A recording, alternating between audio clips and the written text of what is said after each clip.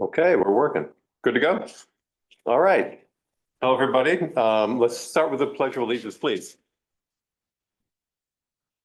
I pledge allegiance to the flag of the United States of America and to the republic for which stands one nation under God, indivisible, with liberty and justice for all.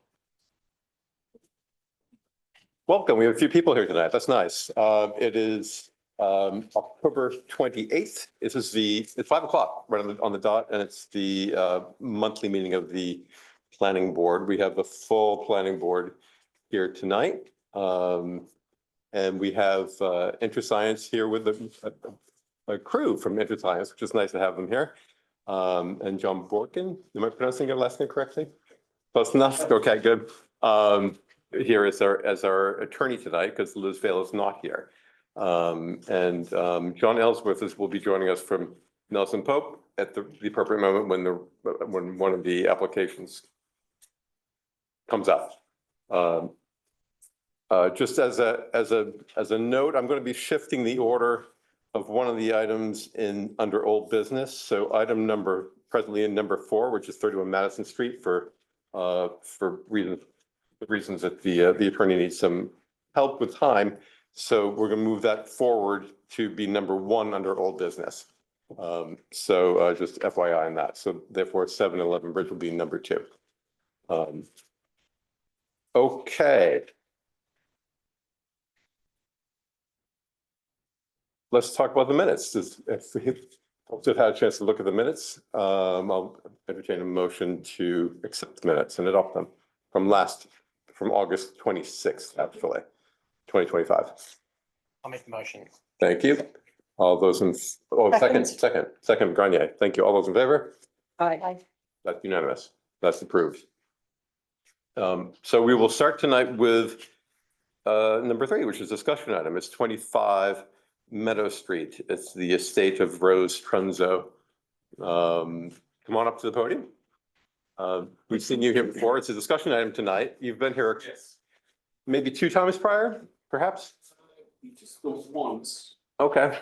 And there's been significant changes made since that prior application and prior meeting. I'm sorry, can I just get his name, please? Thank you for that. David First from Matthews First Cooley and Choron, 241 Panago Road, East Hampton, New York.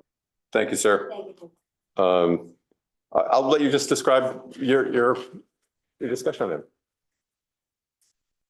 So the original application was for 14 units. That's been significantly reduced down to 10 units.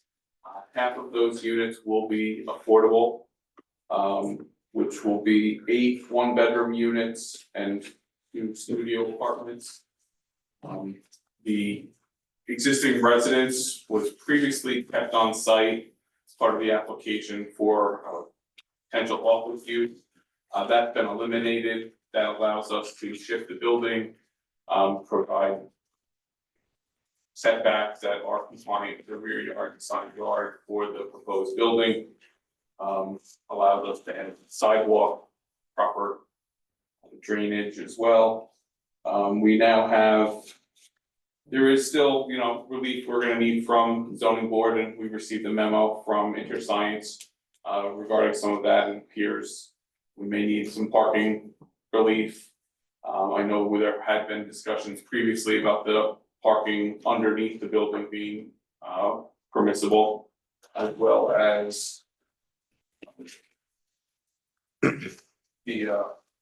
that being under the building was something that was allowed. But I see there's a question here about whether that counts as a story, so of course we'll have to get that addressed. We're also proposing in front of the ARB will be their next meeting for discussion for the removal of the house, as it is listed as a contributing structure. So your septic calculations are shown on the plan as well, compliant with Suffolk County Health Department, and it is just expected to be linked to the village's sewer system as well.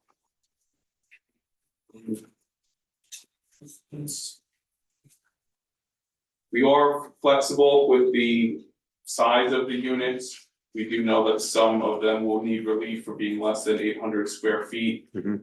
We are trying to mix the affordable rental units and the market rate units at reasonable sizes instead of loading them all up. For the market rate units at 800 square feet, so. Right now, the range from 473 to 708 square feet. So, like I said, we're flexible with that, so we're open to suggestions from the board and the consultants from InterScience as well.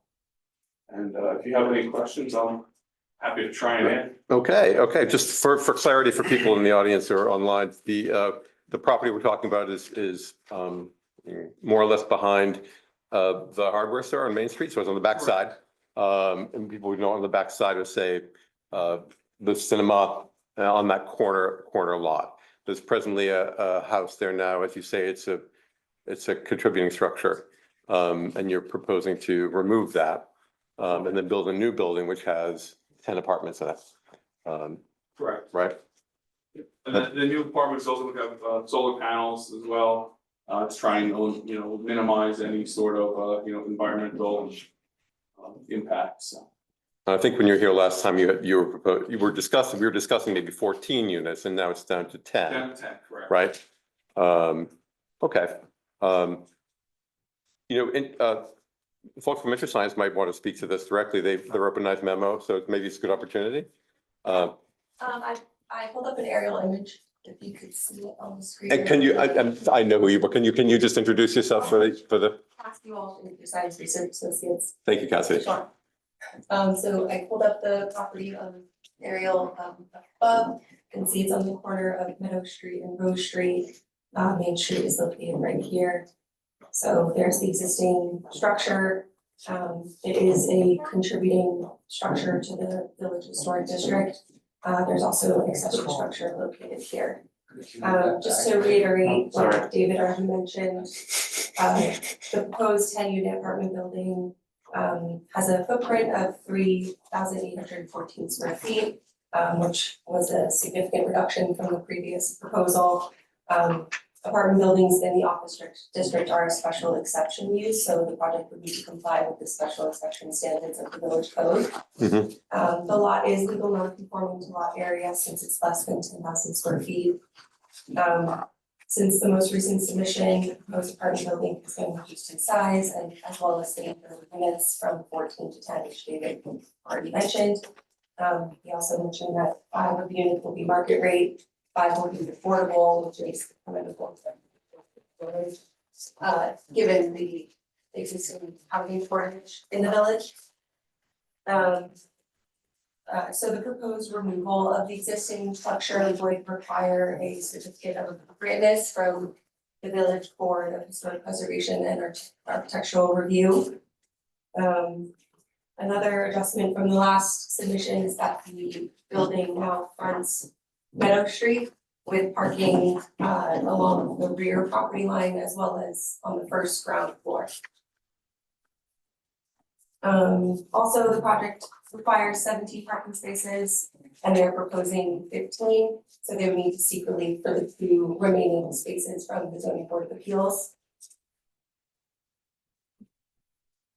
As David also mentioned, we would need to likely seek relief from the ZBA for the minimum proposed apartment size, which is 800 square feet per the code, but they're proposing a range from 473 square feet to 700 square feet. Lastly, we wanted to note that a determination from the building inspector would be required for the non-conforming standards of the village as it relates to the rear setback. So the required rear setback in the VB district is 40 feet. There is an existing 22 feet setback and they're proposing a 28 feet setback. So clarification from the village building inspector would be needed to determine whether it's legal non-conforming as it is today. So if the board has any questions. I have a ton of questions, but maybe other folks want to start first and get the ball rolling. I had a question about the number of units and whether that requires a zoning variance or relief. Because if there are only 5 units that could be built at Bridge Street, I don't see how you get 10 on a, Sure. Yeah, so per the code, the minimum lot area per market rate unit is 7,260 square feet. The existing lot is 9,849 square feet, so they have enough space for one market rate unit. okay. So they would need to seek relief. Thank for you. the remaining four. And my other question is whether, given some of the environmental issues in the neighborhood, so to speak, whether there's a plan or a provision or whether there would be testing done for coal tar. So we have not determined that at this time. Does that arise in the process anywhere? Do we know? Well, this is going to go through Would be SECR. a type 1 action, right? It- That would- That's what I'm We'll asking. go through SECR, I believe, correct? Yes. Okay. Do I understand that thank you. correctly? So certainly there would be, Okay. there would go in the SECR process, yeah. I don't know if you're aware, there are contiguous properties that have environmental contamination issues. Or if not contiguous, quite close. So that's what she's referring to, But no more. yeah. I remember when you guys first came in, like this question of the contributing structure came up, and obviously you went to Dawn House Movers to see the viability of moving the contributing structure. I think we talked about like it going to the corner, maybe doing a building behind it. Correct. So they got back to you saying that you would not be able to do that because of the size of the structure. We submitted a letter from Dawn as well as an engineer's report from TF Engineering regarding the condition of the existing structure and the lack of ability to move it either off-site, if that was an option, or even to let it remain on-site and usable. There's significant limitations due to the existing condition of the building. That was all submitted, and that'll be, up to the ARB when we get in front of them. Yeah, no, and I saw that. So, and I guess my question would be, did you guys look into saving the contributing structure and proposing a second building that accomplishes the goal of the amount of apartments that you want on this lot? Or did you just go right to, we can't move it, we're gonna tear it down, and we're gonna build a completely new structure? No, there was. I believe Mr. Trunzo is Mr. here. Funzo. Hi, Mike Funzo. Yes, we looked at that, Okay, trying to incorporate that into the building. And found that because of the structure's condition, it wouldn't be worth it. And in terms of trying to make that part of the new building be able to. or separate from the new building, like restore existing. Then you lose parking and open area and all that, so it's kind of, it doesn't quite work. If the lot were a little bigger, it might work, but we tried that, we tried to do probably 15 iterations of the same plan. And addressing the contamination, they did come to the site, the property, and look for it when they did the original. And I've looked at the other reports that they've done since then and haven't found anything that came up yet, but we're gonna have to do soil samples there, any core samples, anything. So we could look at it then too. When you say the original, you mean 20 years ago when, Yeah, when they did the original. Yeah. environmental- in the neighborhood, yeah, They came Right. to the property right, and looked. okay. Yeah, I guess just my initial reaction is, Oh, you're seeking relief, so. And if you looked at it thoroughly, maybe it's not feasible, but like when you look at the hardware store, Courtyard, Sagtown Coffee, it's like maybe there's an opportunity to achieve the amount of units you want to achieve, have a courtyard space in a new building and preserve the contributing structure. And then we don't have enough parking. Okay. Right, Yes. we run into setback issues and parking issues and. So there has to be a legitimate case to remove the contributing structure. That's that's my concern with My this one. final plan was Yeah. actually move it to a property owned on the turnpike. But in doing that, you have to actually cut the building up. Right. Take it down the street, and if you leave it intact, then you gotta take down 41 wires and power lines and all that, so. Not to mention trimming trees and all that on Main Street, so. Okay, Yeah. that's, I've got several questions. Can I ask? Did You want me to hop in first? go for it, yeah. Just my only question is just how does I'm relatively new to this board, so just I haven't been part of the previous hearings, but just the affordable apartment unit. I guess control, like how does that get managed or implemented? Well, there'll be an easement over those apartments, Okay. so they're forever affordable. So who controls that? Is it like who checks that? Well, I think the town of Southampton wants to become involved at some point, so, Okay, but they're, they're hesitant to be involved. Because they don't know if you'll get the approvals. Once I get the approvals, then I'll, reignite or start the conversation up again with them. okay. Uh, So that would be our council would, Yeah, my Okay, hope with is that. that the town of Southampton Okay. steps in and does the actual building department okay, and runs it, so. right. So today, do we know what those Love it. affordable like rates are? Yes, they're published by the Yes. Southampton Okay. town. It's just the town of Southampton we go with, okay. I'm sorry, did you say the town of Southampton would build the apartment? Well, they have the community housing fund, Yeah, so they would actually. Oh, so come the in- funding for, Yeah, the funding, and they would actually do the construction, according to the conversations I've had with them. but how would they, this is talk, half the building is affordable and half is not.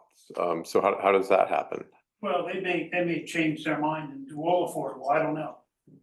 I mean, that may happen, Okay, that was one of my questions was how's this gonna work and how, their big hurdle is the existing house and the approvals to do the apartment building. Right.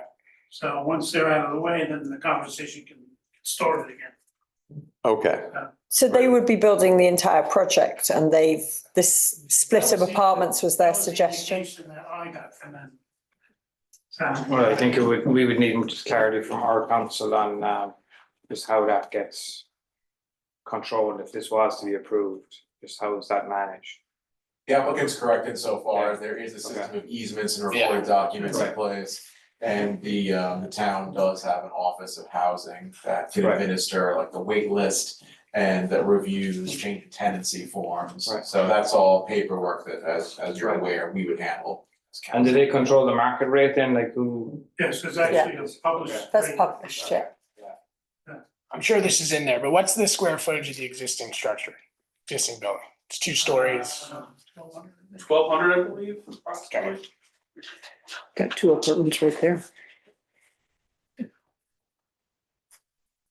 So separate from that building, we're talking about eight units new. If you were to put 2 Right. apartments in that existing building, Yeah, 1,231 square feet, just from a square footage, yeah, I got it. so we take care of probably 3 or maybe even 4 of the apartments. Yeah, that just, I think, I don't want to beat a dead horse here, but the property, it goes into the road quite a bit. It's a significant, Actually, the road comes into The our road property goes quite in- a bit. right, yes. but obviously you would reclaim the property. Well, You know- we're not sure of doing that, I mean, we're still trying to work a way to kind of leave that curve there. But there are some issues with the code in terms of clearance and, sightlines and all that, so. And the accessory building is currently over the property line? No. actually, No, that's the line is. That's just the GIS, it's Okay. not. You can Okay. see- The lines, you can see the okay. hedge line and the Right, fence. okay. That's where it is. let me ask you about that since we're on that topic.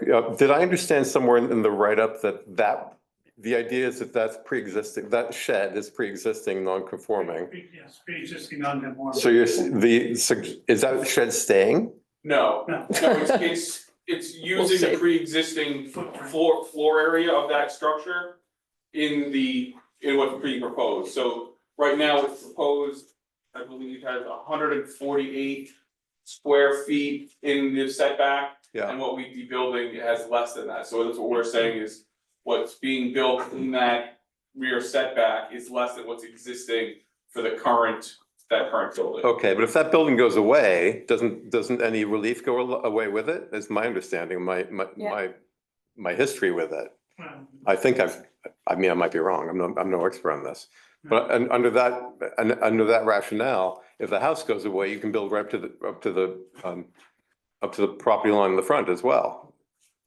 And under the rationale you're talking about, so that doesn't seem right to me, but nevertheless, I mean, that, I understand that has to go in front of the building department, they'll work through that. Right, and then, you know, the argument is twofold, it's, does that qualify for relief if necessary, but also to show that we are, you know, less than what's current if we do need that relief. Yeah, okay, Right. okay, You know, yeah, okay.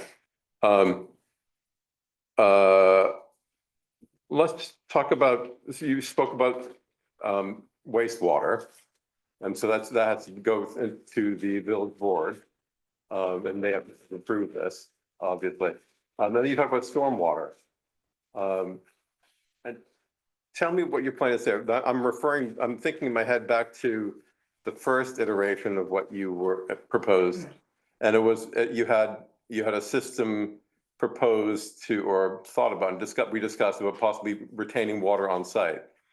You want to talk to me about that shift? In reading the code, it does allow you to hook up to the village's stormwater, stormwater system.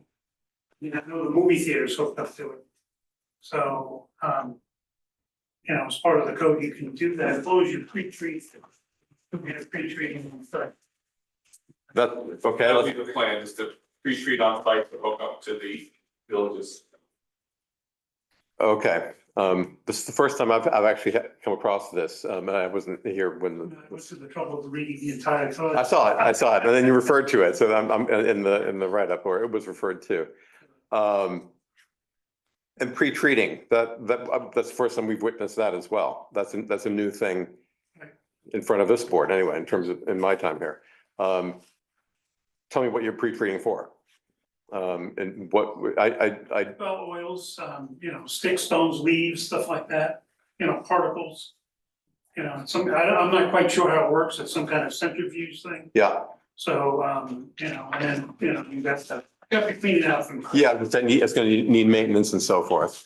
It's, I looked it up online, I pulled up the name of the thing, it looks like what it takes out is the solids and debris and things like that, so like you said, leaves, things like that, but, it doesn't remove bacteria, for example, it does remove nitrogen and things like that, so it's, and I doubt it would do oils and things like that, but I wanted to be clear about that, but it's not a water purification system that I More like understand. Filtration.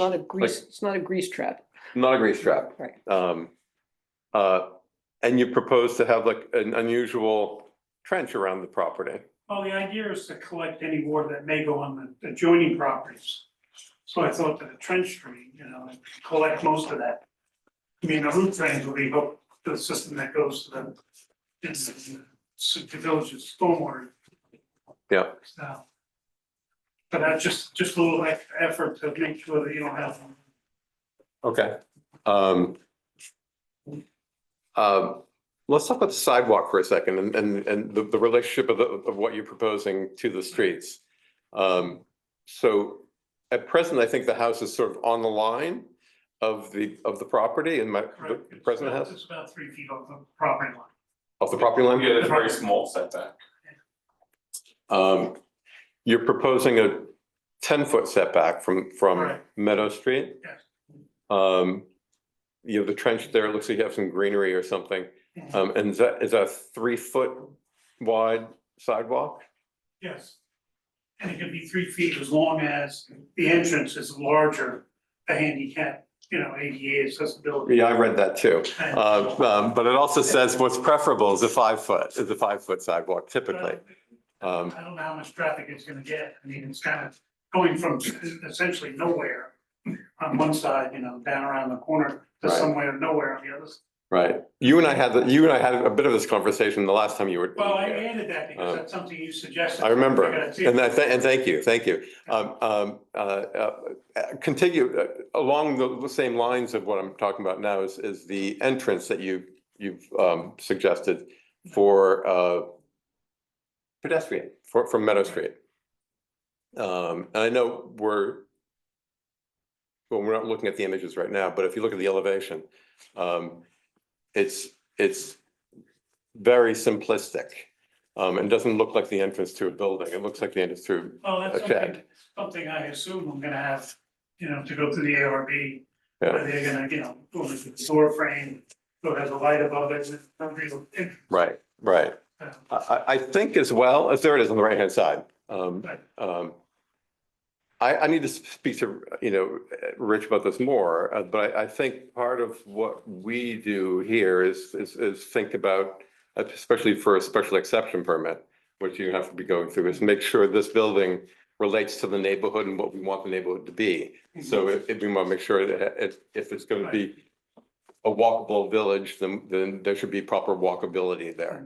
And if it's going to be a building with an entrance, and people need to know this is an entrance to a building, as opposed to something that's not obvious, you know what I mean? So these are conversations I imagine we can and will have at this board, but your point well taken, the ARB is really involved, aesthetically. I mean, I'm hoping they'll, give us a lot of input so we can get into, design and actually the look of the building. Right. Well, and to that point, what is I know the lower level is parking. I can see you have clapboard above. What is that below? That's just stucco at the moment. Okay. But, that can be, I'm trying to figure out what to do on the Meadow Street side. Maybe there ought to be openings there. Mhm. So it isn't such a massive wall. Mhm. And, I think that's something I'm gonna bring up to the ARB, whether it's arched or it's square or whatever. Yeah, I mean, that really bothers me that mass is there. I was thinking the same thing. I'm trying to work on that. I was thinking the same thing. Is yeah. this, so you'd see this more as a placeholder until you get guidance Right, from the until AL? I get to the ARB, that's correct.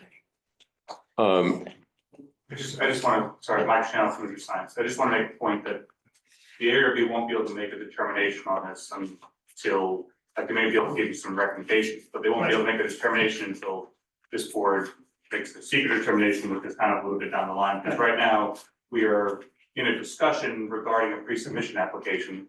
So you guys will have to go through the pre-submission conference, and the board will provide your recommendations. You can obviously go and speak with the ARB if the building department isn't all right. Yeah, we're on your agenda already. That's great, great. I just want to make sure that you guys know that you won't get like a formal, you shouldn't be able to get a formal decision from them until. But I haven't done yet. Of course. But you can get advice and you get input. I mean, and I assume that's what you're here for as well, is get input and things as well. So I'm, A large part of that is just the removal of that building. Yeah, that's a large part of the feedback that we need from the ARB for which direction this Right. continues. right. Okay. How about flood protection? What is there, and maybe Cassie can help me with this a little bit as well. I know you have, it's the the living floors are elevated. I'm curious how it's treated for the elevator and the lobby. All There's that an equipment elevator. will actually be raised also. And then the actual connection to the sewer, that'll have to be worked out, but that'll have to be flipped to.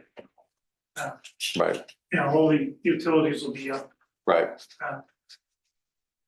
Right, okay, those will be things we'll be looking at, Okay. all these things, just to Okay. give you a heads up on that. What am I missing? Any other thoughts? I think you're increasing impermeable surface, and I just didn't know whether it's possible to comply with the code with permeable surface parking or if I misunderstood everything. Well, the issue there is groundwater. If groundwater weren't an issue, then do some kind of a grass block. But the trouble is that groundwater is so close that you're really gonna have to protect yourself from sinking into it. It gets pretty soggy there to the north side of the house. We've gotten trucks stuck there. I'm just thinking about worsening what's obviously a stormwater I mean, when problem. it rains, it just floods the whole area. Right, I mean, you have water in the basement, you have water around the yard. Only where my grandfather had his garden is it high enough that it doesn't flood. Right. okay. Can I go back, circle back to the sidewalks story again? Typically, sidewalks are placed in the right of way of, that the village owns. Well, I don't think that's possible here because that Meadow Street is a very busy road. And delivery trucks actually park in front of the house now. So to take anything away from the road, I think would be a tough haul in terms of getting it done. I mean, I think it would be a mistake, Do we know how wide the road is? not wide enough sometimes. Yeah. Although if you could get the pedestrians out of it. We're gonna that need to would look be at good. that specifically though, going, Okay. you know, I mean, I would love to I'm not- put a sidewalk in the road, but I'm not arguing with you, I'm not disagreeing with you, but if there were space to have, to redo the road and the sidewalk the way it's typically done, then you have a little bit more room to work with. You know what I mean? So that would, and that would also make it conducive to actually extend the sidewalk down both roads, Meadow Street and Rose Street.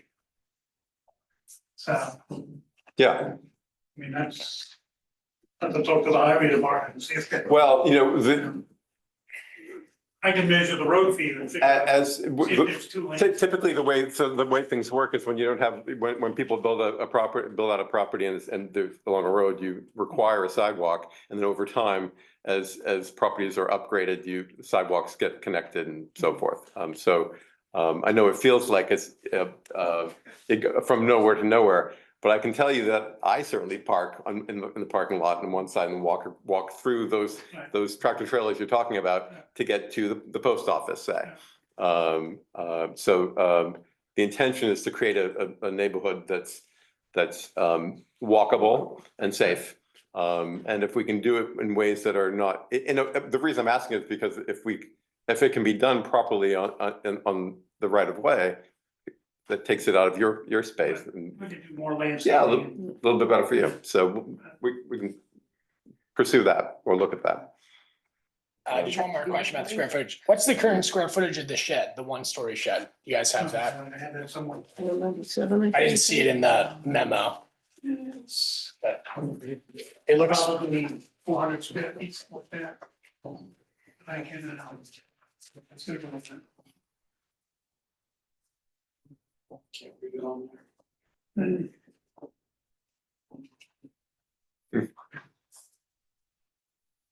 460 square feet. 160 plus 148. Whatever that is. Probably. 60, That's 700. That's the 1200 building. It's a studio. plus what? It's an ADU. it's,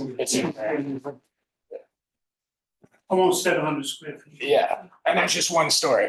That's one story. The block building. Yeah, just for the audience. So you've got 1,200 in the main structure. That's currently 2 stories. Yes. 700 in the one-story block structure, which you've got an existing footprint.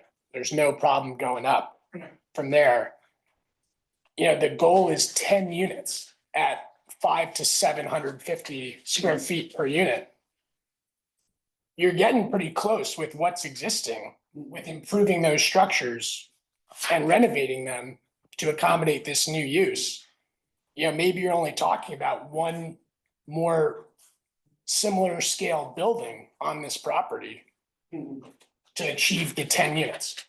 It's not, I know Liz will say you can't design it, but Well, the issue, if it wasn't a flood zone, I'd say, yeah, you have an argument. You know, I'd say, well, like, something we'd look at. But you have to elevate everything, so. you do, yeah. You gotta raise, FEMA compliant foundations on everything, raise it up, multiple stories, parking underneath. I mean, that's what you're doing though with this entire new structure. You're gonna go through that process, you're just building new. I don't know if the economics would work out. It'd be, I think okay, it'd be a very expensive Well, yes. process. To do that, try to use those buildings and actually make something out of them. Plus, I don't know if they look. or rebuilding on the same footprint though, people are, no one's doing true restorations of historic structures, but you're rebuilding with the footprint, you're adding another structure. Suddenly you have 3 buildings at, say, 1,500, 1,200, 1,400 if you double this one. and another one at, 1,800, 2,000 square feet. Courtyards, you achieve the units. That's just the direction in the pre-submission Yeah. conference. It's, I think you lose all the parking now. I know what you're getting at, Yeah. trying to make a little compound. yeah, Where, you have apartments. just to keep the streetscape, right? When you go down Rose Street, that's what exists on that street. There's 3 buildings, 4 buildings, small buildings on this street that make these little compounds. That's just the way I view this property, but that's just my 2 cents. No, I understand. Yeah.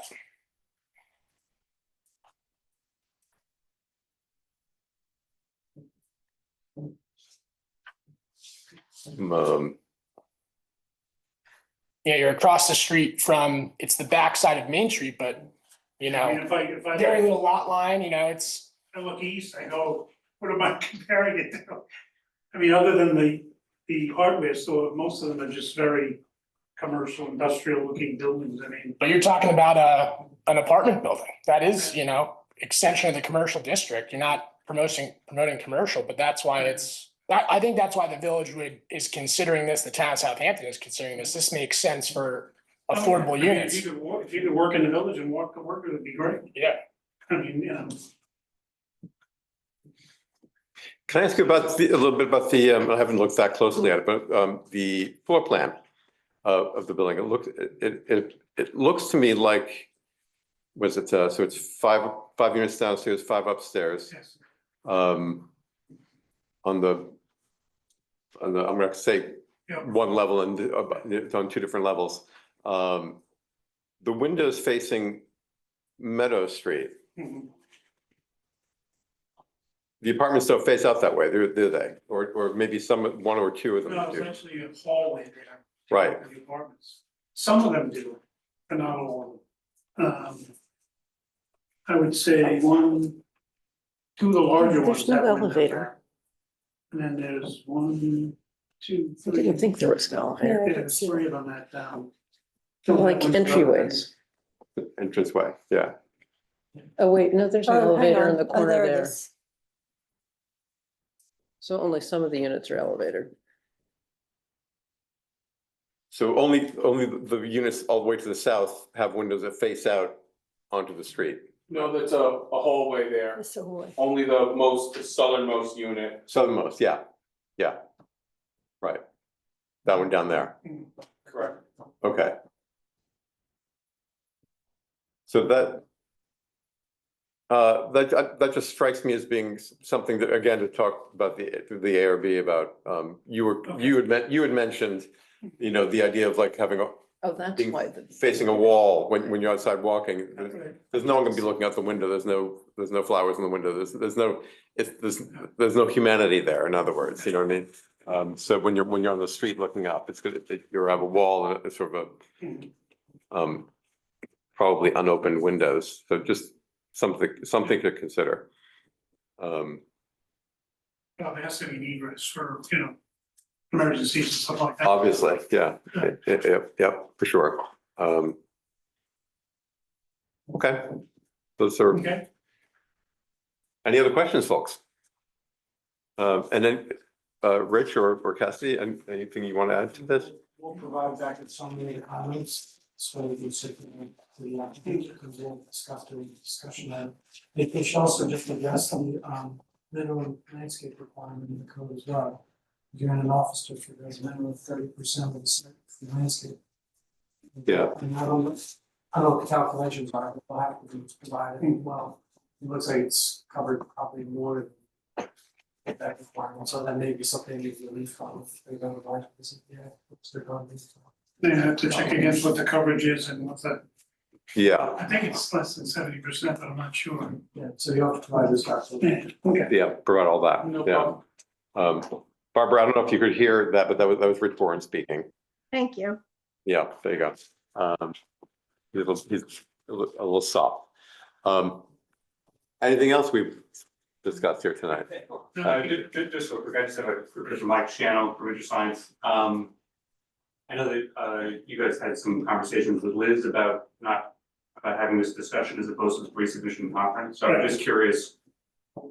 I'm trying to save you some time. You do still have to go through a pre-submission conference hearing, so why wouldn't you wanna just do that and kind of get it? Well, I want the board to get familiar with the plan and understand it, and so that when we do go to the pre-submission, Mhm. you know, there's some clarity there. Okay. I mean, that's, as a courtesy, I mean, I don't wanna. No, that's great. I'm just, You know, you know, I asked the So, question. so much changed from the first time around, you know, we thought it was better. Excellent. Actually, one final comment there, or just question is would this ever make sense to have like street parking, create street parking and move the building back? And like No, give the parking to the And I street? still think you have a flooding issue. Okay, You know, what happens if there's a flood and, you know, emergency vehicles gotta get through there and all that. no, but I'm saying if the building was moved back, because I can see you're trying to accommodate the parking, but like And I obviously, run into rear setbacks and all that. right, That was one of the issues. And also you, Yeah. maybe you weren't here when they were, Yeah. when we discussed this last time, that, Kathy Eisenman had brought up the point that, and which was something I shared, which was, it's preferable to have a streetscape with a building and parking behind it. right. If you're willing In to an go- in a- if you're willing to go up the sidewalk, we can. but it's just, it gets, you know, it's very, obviously there's probably what 30-40 feet between this back of the cinema and the front of I it. don't know, I have to measure, You know, so it's like, I actually wouldn't mind seeing like how close the edge of the movie theater building is to the facade of that building, just to understand the streetscape, because we do have it's pretty large utility poles there as well, I think, behind the cinema. well, we can add that to the survey. Yeah. I think just be helpful for context, but if it just, the sidewalk never gets really, I can actually, you know, show you where the property line is, for the properties to the east, so you can see what's going on. That'd be helpful. That'd be helpful. And the ultimate, where you've landed on the number of units, was that the input from Southampton? No, there's actually something else in play here, it's my aunt. And she borrowed a lot of money to keep her, you know, because she needs constant care, Okay. so there's a large loan out. So in order to be able to sell the project and pay the loan off, that's the size of the project, it has to be So absolutely. it was an economic viability. Yeah, it's economic viability. Okay. And I don't want her to lose her house, so I'm doing this on my own dime essentially Right. to help them out, so. Okay. It was mentioned the pre-submission conference. Did you folks intend to request that we set up a pre-submission conference tonight? I mean, we can set it up for next month if you were prepared for I'd like that. to do it after the first of the year, I have a little bit of traveling I need to do. So Okay. I won't be in the area, Okay, and I got a lot of homework to do too. yeah. Yeah, we wanted to get the feedback from the. ARB on the plans, right. And have time to digest. John, we could either set up the pre-submission conference for the January meeting if you wanted to. Or if you wanted to wait and see how you're doing and come back in November. Well, let's set the meeting, and if it doesn't work out, then we can always just move it to the next meeting. Okay, that sound okay to you, John? Yeah, you can just do it by simple motion. Okay, and then you realize that for a pre-submission conference, when it comes time, at a certain point, you need to publicize and Right, make correct. it, it's a public hearing. Yes. Okay, so if that's the case, then, how do we do this? We need to have a motion to Motion to set the pre-submission conference for, what was the The date? January. January meeting? Shall we say that? We're just, So moved. Doris knows Second. what date that is, but Looking right now, January is January 27th. 27? All right, That's good.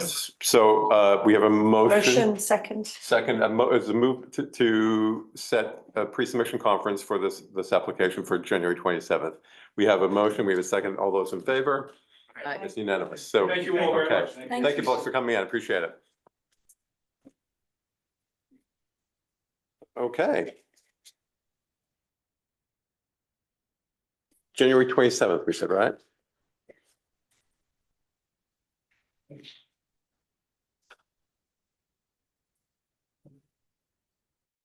Okay, let's move on to part 4, old business. And as I promised at the beginning, I'm going to shift the order around a little bit to help you out. So this is 31 Madison Street, which is owner is 595 Realty Corp. Inc. So hello, we've seen you before. Yes, good evening, board. Catherine Bowers Craig, 279 Main Street, attorney for applicant. Just to refresh the board memory, because it's been a couple of months, we submitted for pre-submission.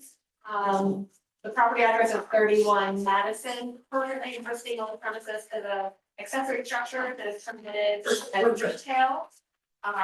Even though it's in the VB district, there's a pre-existing non-conforming 3-story single-family residence. The applicant is proposing to expand the retail use to the first floor of the primary residence and then convert the second and third floor to an accessory apartment. We have an application pending in front of the ZBA that's kind of on hold until we get a little further with this board for a parking variance. And we also have a special exception permit also pending with this board, because in the BB district, accessory apartments are allowed only by special permit. I understand that there's an update on the SECRA status, and that we're here for discussion and an overview of where we are in the application. Right, good. And on the heels of the last application, I'll just say, you actually were here for a pre-submission conference. Already, maybe almost a year ago, last November. Wow. November last year. Yeah. So just for those in the audience, so you've been here, you've been working on this for a while. We've seen this. A couple months ago, but yes. Yeah, that happens. Cassidy, you wrote a memorandum. Do you want to pick up on that and describe it to us? Yeah, so, as Katie alluded to, we have an update for the secret typing classification. So, as she mentioned, the ZBA, or the project went to the ZBA for a parking variance. Moved adjourned to the December meeting, so in advance of the ZBA public hearing, we wanted to provide an update. The pre-submission conference report, which was approved by the board last December, classified the project as a type 1 action under the village code.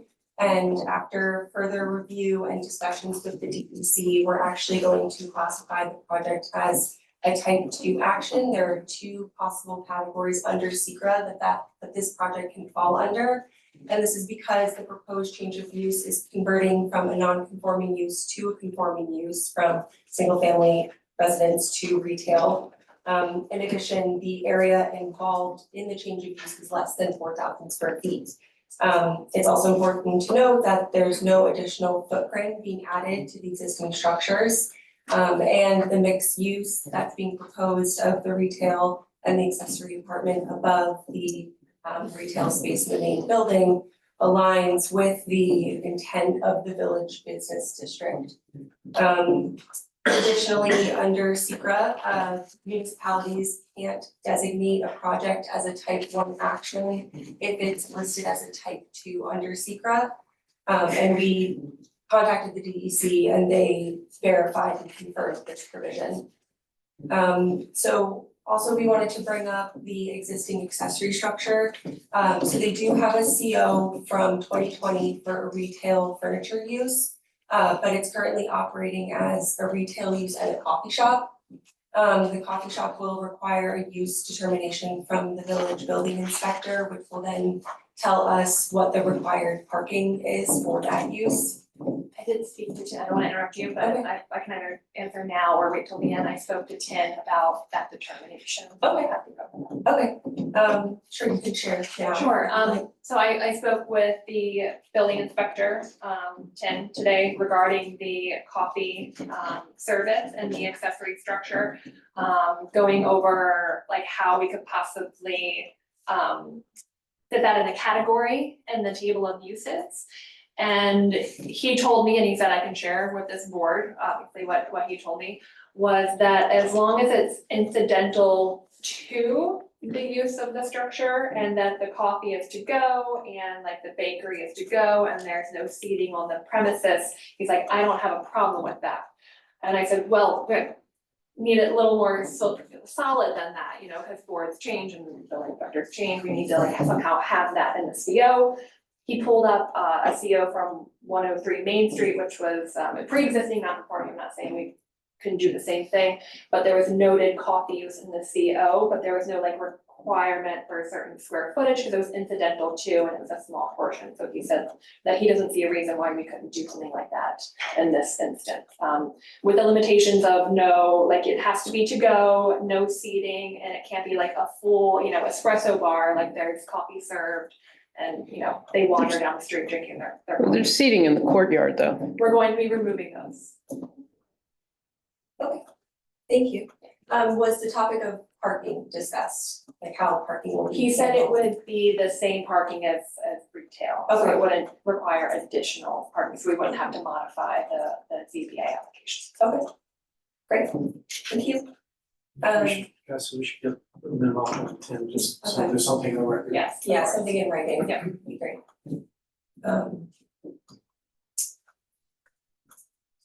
Okay, so we also want to highlight that you may want to inquire with the Suffolk County Department of Public Health to see if a food service permit is required. Also inquire with the village sewer district to confirm whether you would need treatment connection for the coffee shop use. I think it's currently connected to sewer, but we may have to modify the allowance. For the increased flow, right? Okay, It's either that or, Mike Shannon, French Science, it's either that or, there could be some kind of pre-treatment you have to do because it's a food service. And if you're going into the village's food treatment system, and this is something that, we can also have the village engineer or the DPW, comment on. You may need like a grease trap or something before it goes in there, because otherwise, even though that the amount of flow or the type of flow that's going in there is maybe just some water and every once in a while some milk or something like that, it's still something that may be a requirement that could affect the village's own approval to continue to use their sewage treatment system, so. The building department will advise on that, or Department of Public Works, yeah, right.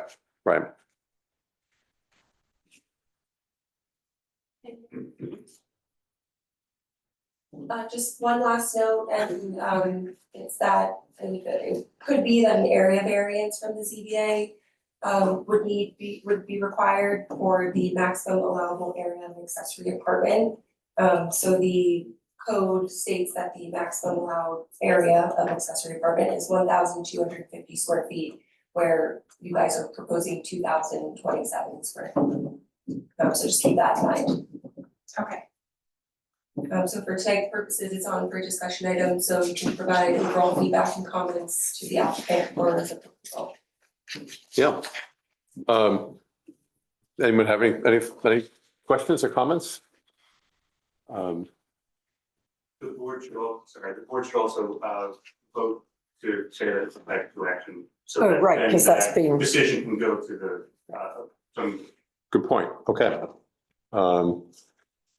I don't have any particular questions. I think your summary was, thorough and covers all the points that I think are valid. They're somewhat technical. I mean, in terms of like, so that's fine. So propose a motion for a move to a type 2 action. To define it as a type 2 action, I suppose, right? Okay, so that's a motion, seconded by Susan. All those in favor of accepting it as type 2? Very good. If I may, can I ask the board a question? Since we are going back to the ZBA and most likely needing to add an additional variance to exceed the allowable square footage of an accessory apartment, does this board have any feelings or input regarding that? Yes. Yeah, and this is probably a question for the attorney as well. In the village business district, are you allowed to have two primary uses when you're talking about multi-use buildings? Generally, yes, in this case, I'll look back and see if there's any distinction with a residential use insofar as the apartment. Yeah, so I guess then, why are you making the apartment accessory to We the have- commercial space? Sorry, we have to. So initially, our application specified that we were just gonna keep the second and third floor as single family residence, which is Primary the residence? goal, yes, but in the VB district, the only way you can have residence over retail is for it to be an accessory apartment. So that was actually in the memo from Nelson, Pope, and Voorhees saying that we needed to modify our application and then seek a special exception permit for that. Even though really the use is still It's not changing. residential, yes. Right, and given that if you look down Main Street, there are countless examples of a similar Right. configuration.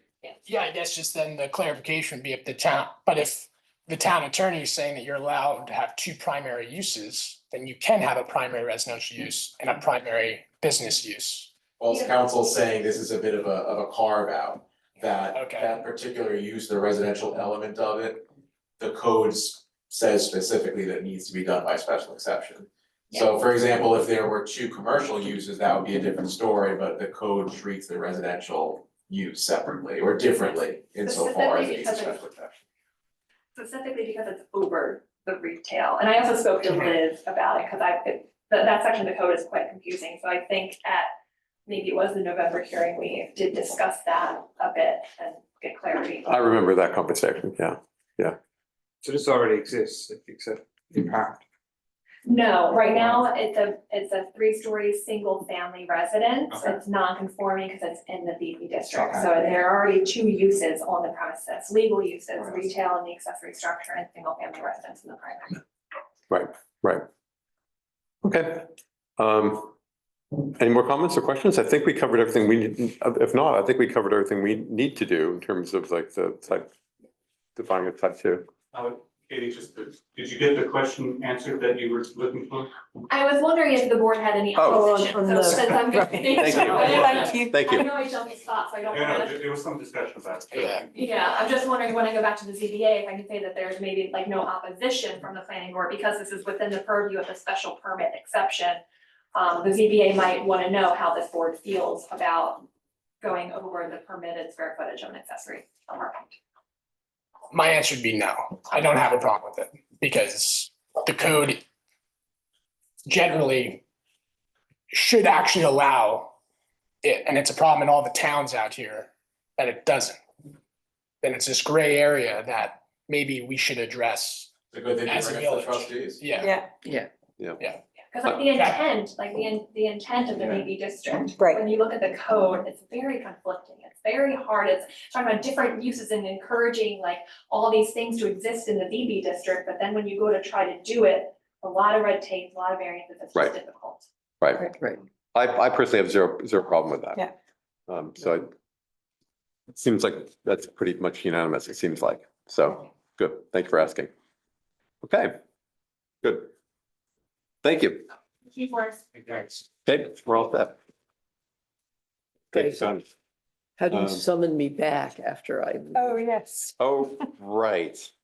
Yes, Susan recuses herself from the next item. I'll summon you back Okay, you have my In a text. loud voice. in a loud voice. I don't think it'll be too long. So we're now moving on to what is listed as number 1. That's 7 and 11 Bridge Street. And John Ellsworth should be online. I am am here. Him. Yes, yes. Tiffany Scarlato is attorney for the applicant. I see John. Hello, John. Good evening. So the planning board has received a letter in the past few weeks from Tiffany Scarlato requesting segmentation under SECRA and for the ZBA application of 5 Bridge Street. So I've requested that Ms. Scarlato come in and explain to us precisely what she means by when and how that would work and what you intend to do, or what you're hoping we do. Good evening, members of the board. Tiffany Scarlato, 36 West Water Street for the applicant, 11 Bridge Street LLC. As the board's aware, this has been, you've been designated lead agency under SECRA. And we appreciate the opportunity to address one specific request. And that was that this board as lead agency exercise its authority pursuant to SECRA to approve the legal segmentation of one discrete and severable portion of the pending action, which is the continued use of 5 Bridge Street as a park. That segmentation would allow this element to proceed to a separate environmental review and referral to the zoning board of appeals for consideration of the appeal on this variance that was submitted. Before turning to the details, I want to make one very interesting point at the outset, and I say this very respectfully but emphatically. Segmentation is not a dirty word. There is a tendency in practice to treat segmentation as synonymous with impropriety, but that's a misunderstanding of SEQRA. Segmentation is not prohibited, it's a tool expressly recognized in SEQRA regulations that allows the lead agency to review distinct components of the project independently, reviewing some logical, logical, and still protective of the environment. Under SEQRA, the default expectation is that all the related actions should be reviewed together so that the cumulative environmental impacts are not overlooked. However, the regulation itself explicitly recognizes that separate review may be warranted where parts of the project are logically and functionally independent. Particularly, and just quoting from SEQRA, it says considering only part or a segment of an action is contrary to the intent of SEQRA. If a lead agency believes that circumstances warrant a segmented review, it must clearly state its determination of significance in any subsequent EIS the supporting reasons and demonstrate that such review is no clearly less protective of the environment. In other words, segmentation is permissible. We're not disagreeing that this is segmentation, but we're asking for a permissible segmentation. And it's permissible, and indeed sometimes it's necessary, where the segmented component has independent utility, is no less protective of the environment, and the lead agency can articulate the reasons why the segmentation is justified. In this particular circumstance, it's lawful, appropriate, and entirely consistent with SEQRA's purpose. Permissible segmentation arises most often where a project has multiple phases or parts that don't depend on one another. For example, if an infrastructure, remediation, or leasehold can proceed independently of a larger development. The key inquiry under New York State case law is the independent utility and whether the segmented portion of the project can function and stand on its own. If it can, and the review process still ensures full environmental consideration of the action, then segmentation is not only allowed, but it can actually enhance compliance by ensuring that each component receives appropriate environmental analysis.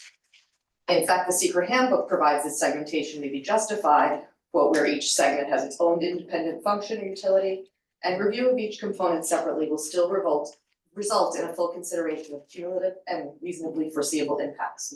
And that is precisely the situation before this board. The parcel at 5 Bridge Street is a single and separate tax lot that has been used continuously as a parking facility since about 2008, following National Grid's remediation of the former gas ball site. 11 Bridge Street holds a 99-year leasehold interest from National Grid to use and maintain the property as a parking lot. There's also currently a sublease to Sag Harbor Village that expires May of 2027. That lease, both of those, the lease to my client exists independent of and will survive irrespective of the outcome of this mixed-use project. Whether this project is approved or denied, that parking lot will still exist and is still leased to my client, 11 Bridge Street, to be used as a parking lot. And this independence places it squarely within the framework of a permissible segmentation. The variance required for the continued operation of the parking lot constitutes a type 1 action under SEQRA and automatically requires its own substantial environmental review before the zoning board of appeals. That means that the variance application will undergo full scope of SEQRA, including evaluation of potential cumulative or secondary impacts. So in short, approving a segmentation here does not reduce the environmental scrutiny. It actually ensures that both actions receive a more thorough, discrete, and transparent SEQRA evaluation. I do have some court sightings that I can cite to you. They're in the letter, I'm not gonna bother going over them again.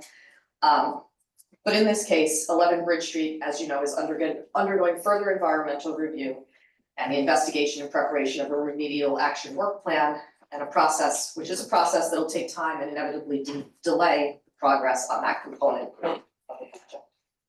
Meanwhile, 5 Bridge Street remains under an active lease with National Grid, subject to the lease to the village, with ongoing obligations to operate and maintain it as a parking lot. Segmentation of this allows 2 tracks to proceed independently. The ZBA can conduct their environmental review of the parking lot, and this board can continue at the appropriate time with this comprehensive review of the mixed-use project once the RAWP is finalized. And this is exactly what secret contemplates: efficient, well-sequenced review that avoids unnecessary delay while still ensuring environmental protection. Even if the mixed-use project at 11 Bridge Street never moves forward, the applicant remains legally obligated to maintain 5 Bridge Street as a parking lot. That fact alone demonstrates the independent utility. And because the variance itself will undergo a type 1 secret review, it remains fully protective of the environment. Segmentation in this case does not fragment or weaken the secret review, it actually strengthens it by ensuring each agency review is transparent, comprehensive, and tailored to the use. So I think just in conclusion, I can answer whatever questions you have, but segmentation is not a loophole. It is not an evasion, and it's certainly not a dirty word. It's expressly recognized, legally sound mechanism under secret that allows lead agencies to manage complex and multi-part projects intelligently, provided that each component can stand alone and that review remains fully protective of the environment.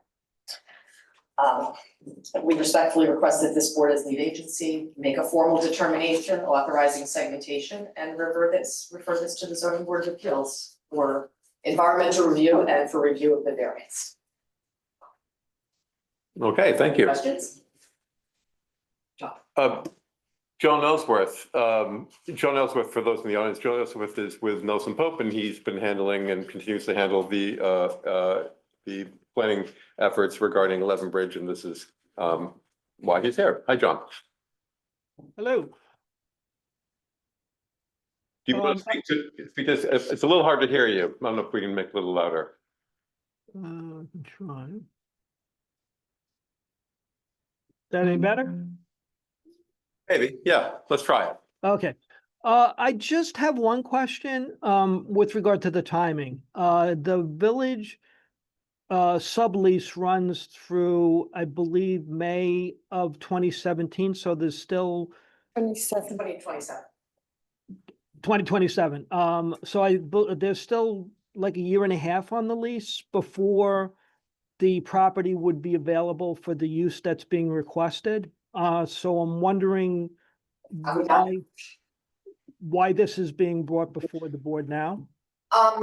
Because obviously if the project is not approved or there's something else, delays that happen with the project, we're gonna need that variance. But the other issue that arose was in requesting,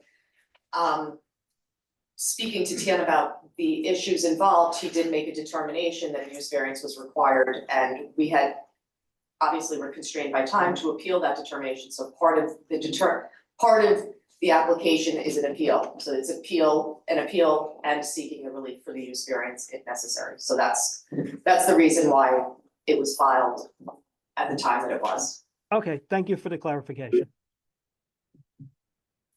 That's the only question I had at this point.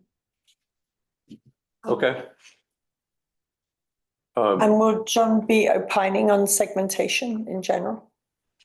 I assume that there'll be further discussions with regard to the request. And ultimately the board will have to make a determination. I don't know if you're in a position to do that now. But certainly prior to your next meeting, we'll have further discussions. And if requested by the board, we will provide a memo or whatever you need in your determination. I don't have the paperwork. I was looking for the paperwork. Liz Vale, our attorney, who's not here tonight, forwarded us a list of components of secret. It was sort of a list of different things to consider regarding segmentation under secret. If any of them, if I'm paraphrasing, if any of them sort of were a yes, and you have to think twice about it. How are these two not linked? One of them was like if the issue of the parking lot is somehow linked to the issue of the mixed use structure, and certainly you can't have mixed use structure without parking made available to it. So in my mind, they're sort of fundamentally linked, but I'd like to hear your They are, we're not denying that they're linked, we're not denying that we're asking for segmentation, I think the threshold questions that you were looking at from the secret handbook really delineate your threshold as to whether or not something is in fact segmentation or not. We're not saying that this is not segmentation, we're saying the projects are linked. However, because of its independent utility, and that the fact that this property at 5 Bridge Street is not in fact part of the application for 11 Bridge Street, it serves as mitigation. So it's not actually part of the project, the parking that's available on a different site is your mitigation for the variance request that you're seeking. But you're looking for a variance, for Right, but a that's- use variance on a standalone, On a standalone parking lot. which is already being used as a parking lot, but that is, There is just no technical, it's a use table thing in the village code, it's listed in a strange way under accessory uses, but not under principal use. But That's why that, the appeal was filed. but that parking is the parking that's required to, Exactly. to hit the amount of spaces you would need for a potential project, which I Exactly. guess is. But if that project, for example, doesn't move forward, that parking lot still exists as a parking lot and the applicant should be able to utilize that parking lot even without the project, so to speak. So basically your request is that you want a segmentation if the project didn't go forward. No, either way, because this is a use variance that allows the parking lot to be used as a parking lot. So even if the project doesn't go forward and that parking lot still exists as a parking lot and is leased to my client. And the village's position thus far, whether they're correct or not is not for me to say, but has been that that requires a use variance. I guess that's the quandary, right? If the project's not going forward and it's a standalone lot, then that does seem like legitimate segmentation. If the project is going forward, that parking lot is completely linked to said Well, it's project. not, but it's not part of the project, so I guess that's the Yeah, but distinction. is Tiffany's that- referenced in all the documents for the application, I mean, right, it's a because central it's- part of the proposed project. It is, but it is linked to the project in that it is proposed as the mitigation. And the mitigation is extremely important in this particular instance because it is the parking that will serve that lot. And there would be other easements and things that would be required in order for us to be able to utilize that parking lot. So a lot of that would come into play during the site plan process. But without all of that, he's able to just use a standalone parking lot. And whether that continues to be leased to the village or whether that's privately owned, the idea is just to be able to utilize that area as a parking lot, irrespective of any application moving forward. I had a question. Why isn't it a part of the application? Was there a, There was at a certain point, it became part of the application and then we took it back out again. It's not part of the application because it's a separate tax lot and we can't merge them together because they're separately and distinctly owned. So it's not something that can work together on a permanent basis. if right, that you makes can't, sense.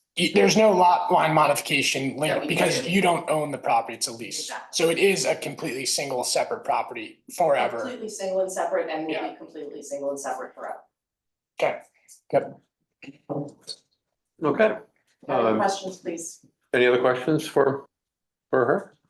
Do you have any comments you want to make, John? No, I mean, like, applicant's counsel did a very good job of giving a high level overview, and as you mentioned, you know, Ms. Vale gave you an overview as well. I guess if there's anything that I could offer, at a very broad strokes example or discussion, you can segment, or the board can segment review. 3 instances where it usually is permissible is where information on a future project is speculative, the future phase might not occur, or the future phase is functionally independent. That last category is seeming to be what is most relevant here. So the board's already, your board is already lead agency, it's your choice to make that determination to segment or not to segment. Case law is clear that we have to justify it in some way, so I would suggest having a written decision, which either myself or Liz can handle. And just I think I remember hearing in the conversation I've had with various people that if it were to be segmented separately and it goes through secret process, that would be at the ZBA level, and probably the ZBA would be doing the secret review. Is that? Well, is this board already lead agency for We're- secret? we're lead lead agency. agency for, In and of itself, Okay. so it would be, they would start an independent review at the zoning board of appeals under the type 1. and at that point, we would be an interested party or something like that. So just FYI. Completely independent process of what goes on here, Okay, but okay. eventually we'll all be back here. Thank you for coming in. I think we'll sort of be thinking about this, and we'll obviously we want to connect with Liz Vale when she comes back in, and I'm sure we'll be getting back. John Ellsworth, anything else you want to add to this? Are we good to go? Just for my clarification, a question for Tiffany. This application, the way I understand it, is specifically if the mixed-use project doesn't proceed, to allow you to use that parking lot for private parking if after the lease expires, the village's sublease expires. Is that correct? That's if the project didn't go forward. If the project goes forward, it serves as mitigation for the variance request. But you wouldn't need the approval of the use variance from the ZBA if the project proceeds, because you have a different application to them for offsite parking? No, we'd still require this relief from the zoning board irrespective. So this is Okay, relief that would be required irrespective. Either way. Okay, thank you. Because it's a single and separate tax lot that be used as private parking as a separate tax lot. That's the position the village has taken thus far. Thank Good you. job. Yeah. Yeah. And just to emphasize it, this is completely discretionary for the board. So even if you believe the applicant made a good case for segmentation, you're not obliged to allow segmentation to proceed. It's very clear in the guidance provided in the seeker handbook. So just keep that in mind. It's based on the facts presented to you, and however, in your discretion, you decide to handle their applicant's request. Okay, good. Thank you. Noted. Thank you very much. Okay. I think we can move on. Oh, is Susan outside? Do you Oh, see- yes, Susan. Okay, Thank you. I'm gonna sign off. Everyone have a good evening. Thank you very much, John. Take care. Might be good just for housekeeping to do a motion to table the conversation to the next meeting. Okay. So I'll accept the motion to table that conversation to the next meeting. Because we'll be receiving a memo from, I assume that there will be, yes, so. Yes, so maybe. move, thank you. Second, moved by Grania, seconded by Drew. All those in favor? Aye. Thank you. Thank you, John. Hi, Susan, welcome back. Thank you. Hello. Nice to see you. All right, let's move on. 42 Bay Street is next on the agenda. And this is the Maycroft House. And, here's, excellent, Rich Warren is standing up. Mike, can you pick up the aerial? So hi, I'm Rich Warren, Computer Science. So this was an application that was reviewed back in 2024 in the pre-app, pre-submission. And during that pre-submission process, there was a review of what was going on and the use that is proposed for this. And the applicant's proposing under the village zoning code, a philanthropic, fraternal, social, educational, institutional office or meeting room nonprofit. So that's the pigeonhole for this. This is an R20 zoning district where this property is proposed. So in an R20 zoning district, this is special exceptional use. So philanthropic, fraternal, social, educational, institutional office or meeting room nonprofit. During your pre-submission review, which we were involved in, obviously, because we weren't here. This was referred to the building inspector for a review of that use. Because we have a proposal that at the time, what they defined it as was the renovation and restore the salt box portion of the main. Actually, Mike, can you zoom in a little bit on that stuff? So this is the property that's built Bay Street up on the top, so Bay Street is up on the top, it's. Yeah. You see there's a series of structures there kind of in the middle in the L. And their site plan proposes parking, is going to go down against Burke Street and then come down in the L where they'll be renovating those buildings for use. Can you talk about a second? So this is the building, this is the latest plan for the building. So when it came into the village before, I'm just standing here, so I'll talk back. Sending it through. The applicant was proposed to renovate and restore the salt box portion of the building. And they were going to, the main dwelling was going to be used primarily for offices, sitting rooms, reading rooms, nautical library, nautical artifact rooms, bathrooms, kitchens, and bedrooms. Nautical artifacts, a portion of the library will be owned by the applicant or on loan from other organizations across the county. The two-story structure will be renovated into a clubhouse with meeting rooms, bathrooms, kitchen, dining room, and a bar area for its members. That's what was in the original pre-app submission. There was a clarification made back in March of 2024 because there was a concern about that they then, Tiffany Scolano, Lake Operator, was originally handled by Dennis Downs for quite some time. And Tiffany clarified the use, and the use was then clarified. The plan will contain grass parking, two ADA parking spaces, meeting rooms and office for staff, bathroom facilities, ADA accessible library, trophy room, dry storage, archival, climate controlled room, media room, kitchen, 3 bedrooms for staff housing, swimming pool, landscaping, private screening. So when this was originally reviewed during the pre-submission, there was a letter that was prepared by Chris Talbot. It's a 2-page letter that he determined that the use would not permit use. So that's troublesome in terms of the zoning board will appeal the building inspector's determination of whether the use variance one or the other, based on what was done. They modified the plan. So back in May of 25, they submitted a revised plan.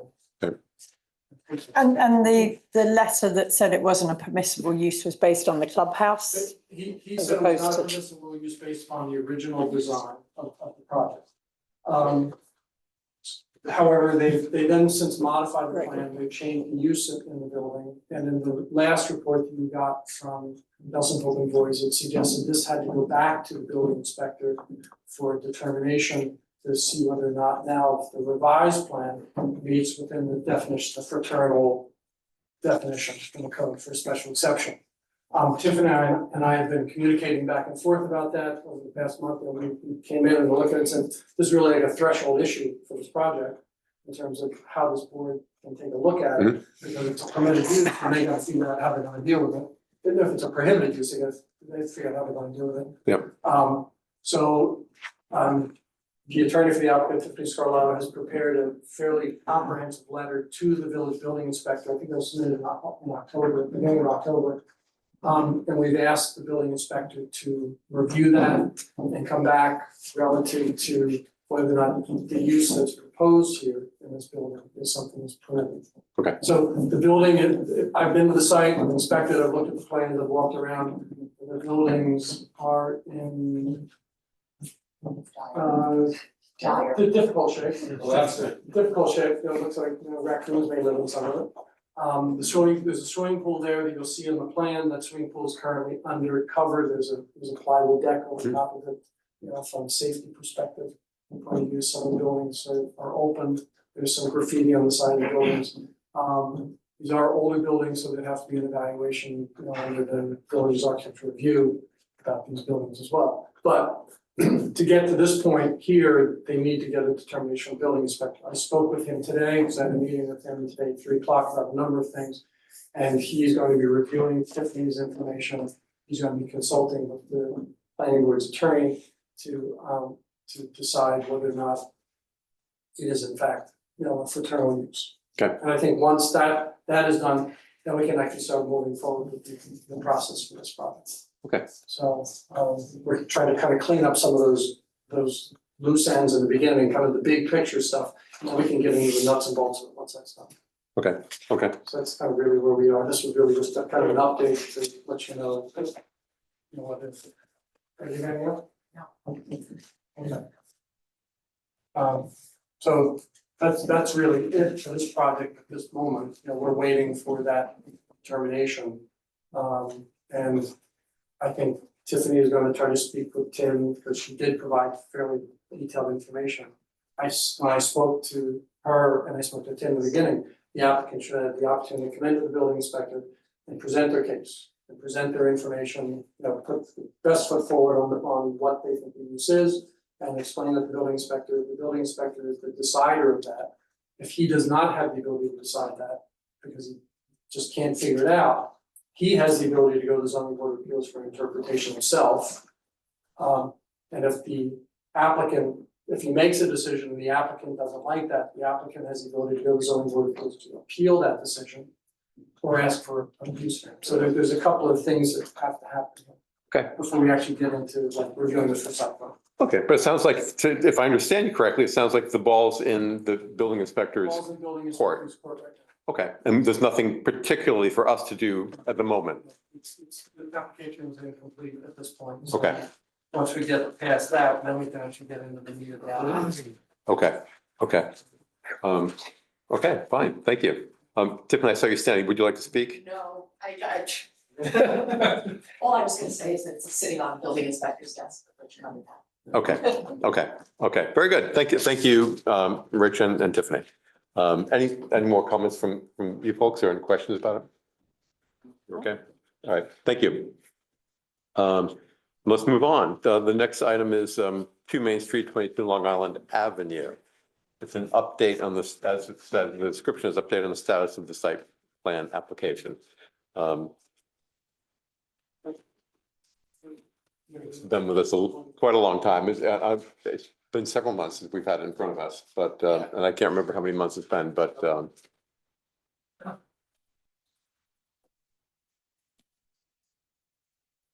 So we've been reviewing this project. Mike, if you can look at the aerial for this one.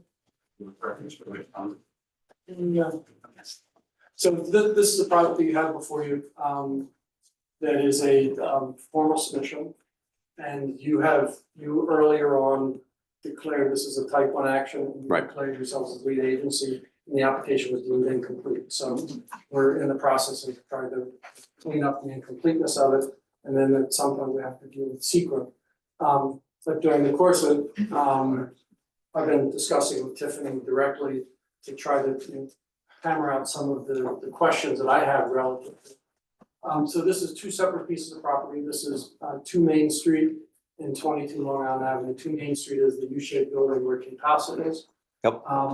And then 22 Long Island Avenue is the piece in the back that has a bunch of other uses in there. They have a comprehensive site plan to develop the entirety of the site. They're gonna need some parking relief, and we've been talking back and forth about how the parking actually gets calculated for this piece of property. Tiffany and I have reviewed the architect's parking calculations a couple of times, including today, when I met with Tiffany and actually the project sponsor to go over that, because they need to bring the numbers in where they're at least calculated properly under the code. And they're working on it. So she's been very cooperative, the applicant was cooperative to try to get to that point. This is not a small project, and it's something that we have to really be careful about in terms of the review of it. The building in the front is 4,650 square feet. It's effectively it's a 1-story building with an attic on the 2nd floor that is for storage.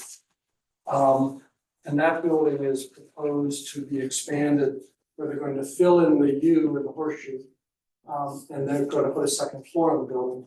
So it's gonna go from 4,650 to 17,142.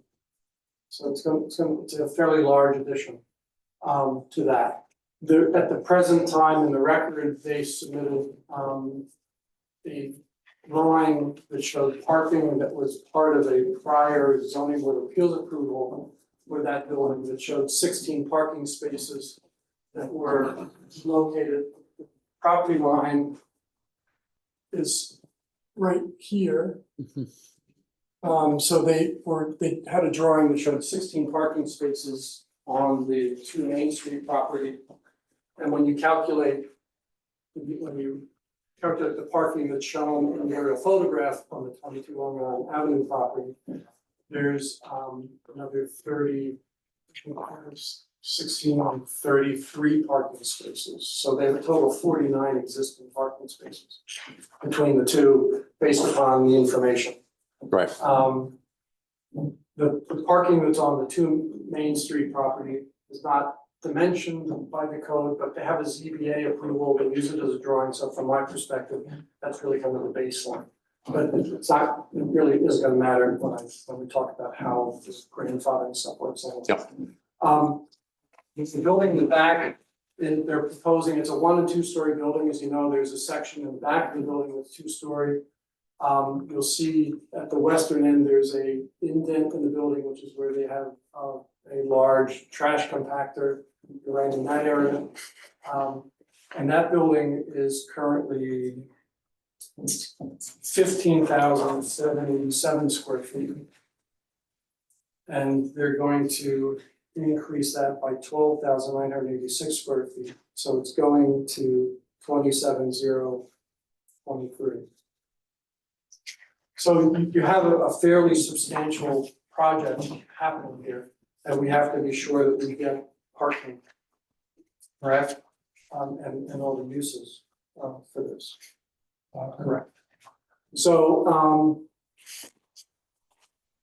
one of the things that we're talking about, and we've had discussion with Liz about it, and this is like 42 Bay Avenue, is that we have to get over a hurdle, which is a question that was in the pre-application report and in the last review by Nelson Building Boards about what they call a superstore. So you have a definition of superstore in the code. Superstore is prohibited everywhere in the village. That was done back in the early 2000s with the threat of some large stores coming into the village. And the definition in the zoning code, at least in my opinion, has some ambiguity to it. Because it defines, one part said it defines a use or a business greater than 10,000 square feet. And then the second part of it says a building that has more than one use that's greater than 10,000 square feet, even though there's more than one use. So we need to get, the last memo said that this has to be interpreted by the building inspector, if it's a superstore or not. We have had discussion with the building inspector recently about that. Tiffany and I have been discussing this issue because she and I were all around when this was happening back in 2008, 9. And with Liz, so we have to get over that hurdle in terms of that, because if it is a superstore, then it changes the complexion of the extent of the expansions that they could do on the building. So if once we get past the superstore use definition, then we can start figuring that one out. So we have a couple of things that I've asked Tiffany during the conversations and the meetings I've had with her. One is the parking. The village code grandfathers, you have a grandfathering provision in the code for parking for pre-existing buildings. So the expectation is that by the time they finish the calculations of the existing uses in these 2 buildings, probably based on village code, I'm expecting anyway that the parking required for the existing buildings are greater than the parking that's there. So whether they have 16 or they have 12 or 2, Sure. in a way, it doesn't make any difference because it's based upon the existing buildings. And so they have COs for the building, so they'll be grandfathered for all their existing space. However, the way the parking calculations in the code are written is that for new space that you're proposing, the second floors Mhm. and the infilling, you're required to get parking relief or provide parking, one or the other. Mhm. So the village just recently enacted a change in the code that provides parking in lieu of the payment of a fee, the zoning board of appeals, and get relief for that and pay a fee. I had some discussion this morning about there's an idea where there may be some offsite parking, some satellite parking created relative to this project. So they have to take their plans and they have to clarify the parking on them because they don't have it calculated according to the code of the existing building. And then there were also some variances that were issued on this property that had some parking relief granted. And then there's also a memo from the building inspector, Chris Talbot, that talked about parking assigned to the property. So I've talked with Liz and she has to look at the variances and she has to look at the memo from Chris Talbot to make sure that we're clear that none of that relief can apply to the second floor or can some of it apply to the second floor. So I don't have the answer to that, but Liz is going to look at that in terms of the variances, because they are a little bit different than what it says right in the code, because that was a decision made on pitch clarification. So she's gonna be looking at those. And then once we get the parking calculations corrected on the plans, they'll know what they need relative to parking relief, and they have to go to the zoning board of appeals for that. So I know that that's something that is in the works, that they're working on. In the review of the project, can you bring the site plan up? The site plan.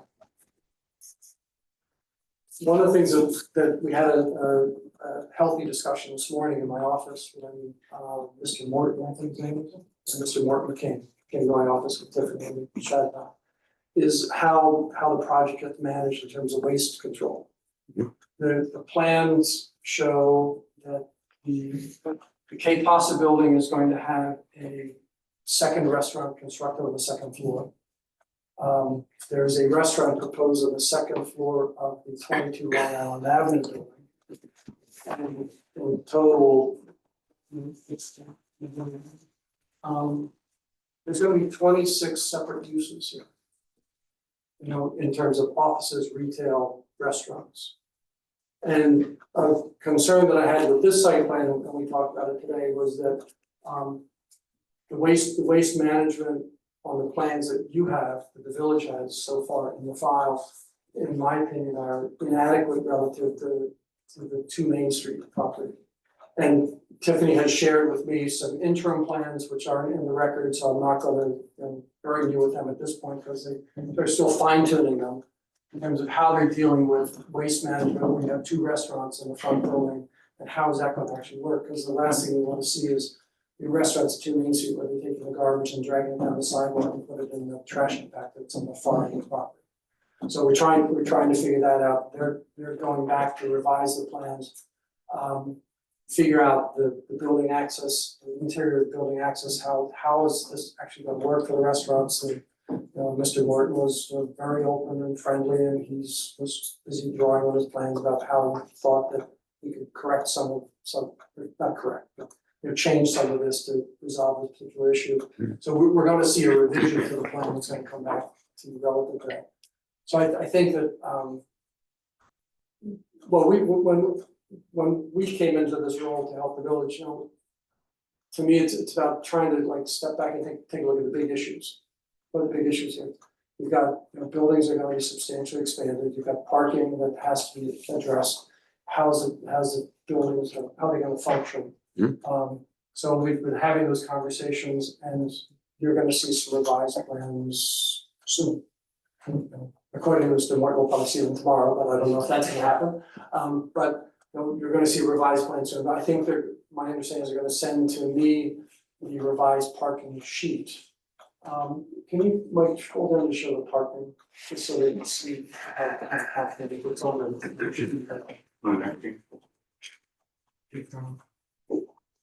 No, let go back, go forward. It's the. I'll shoot it down. So this is the parking table that is provided.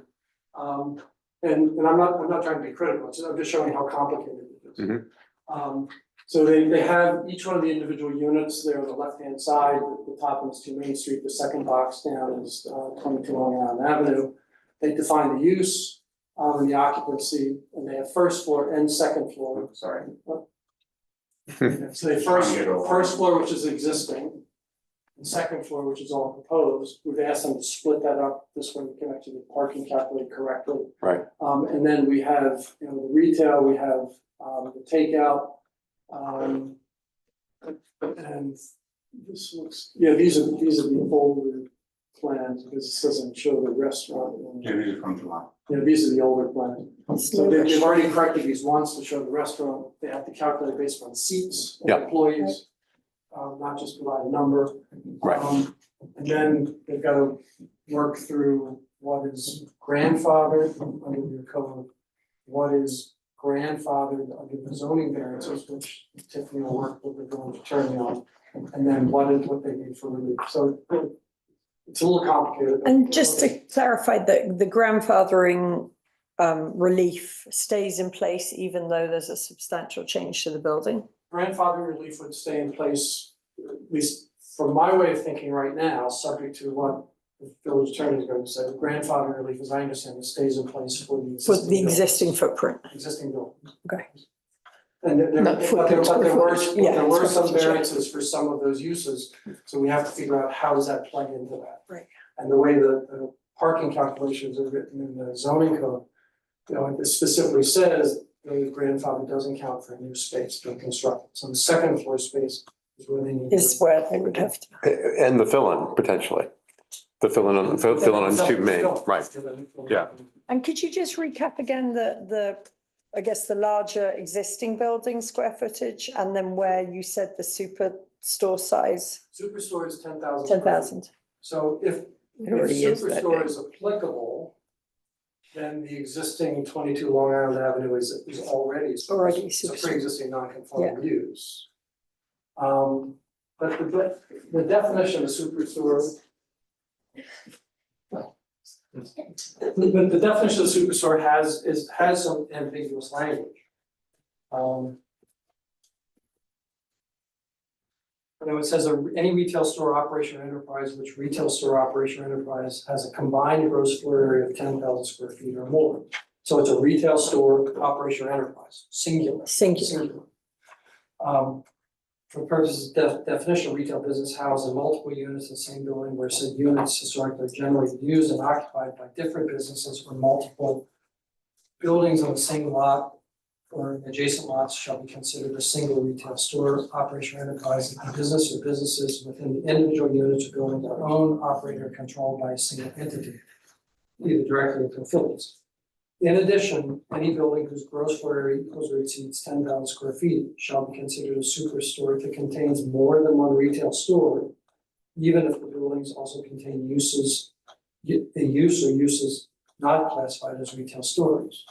So just a contiguous structure. That part of the definition, in my opinion, kind of conflicts with the other part, and we need to get clarity on that. And that actually, that doesn't just come from me, that came from the memo that you had before.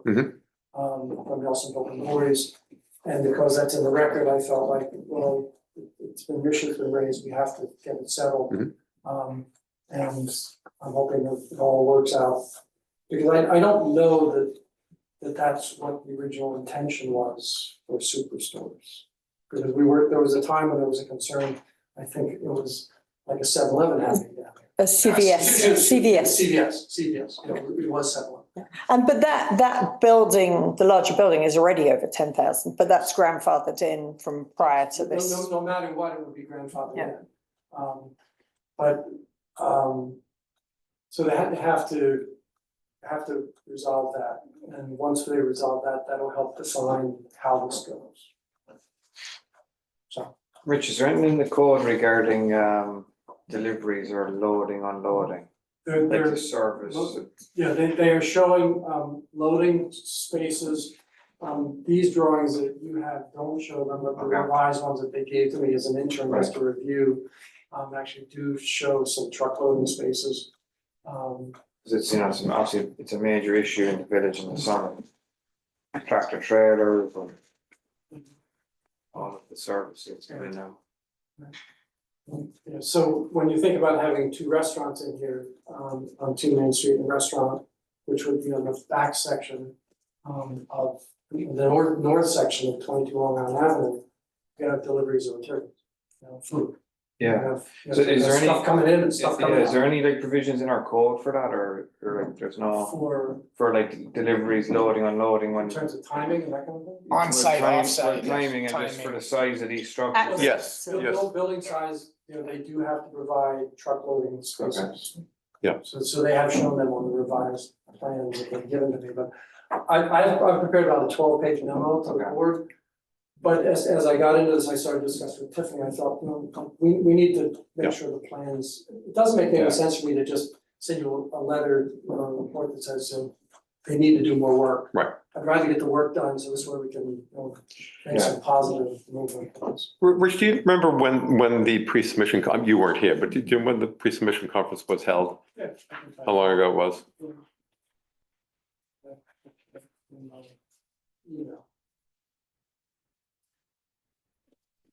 I mentioned, because it feels like it's been a long time ago now, is what it feels like. I think it was 2024. I think it was too. Yeah, I think it And I guess I'm thinking I'm slightly annoyed, that, December 18th, 2024. It's a year ago. When the, Okay, so all of us who heard that then knew, all of us who saw this application then knew that, one of the major issues was parking.